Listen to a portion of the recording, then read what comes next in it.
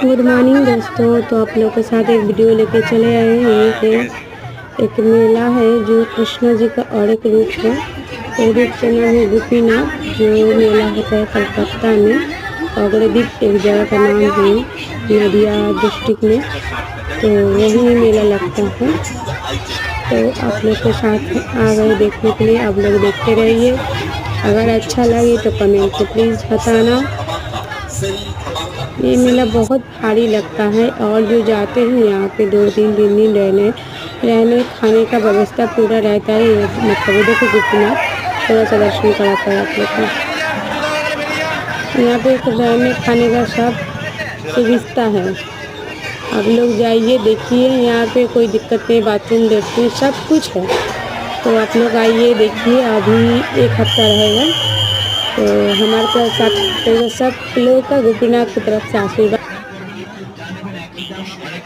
আলপনা মণ্ডল নাকাশিপাড়া থেকে আলপনা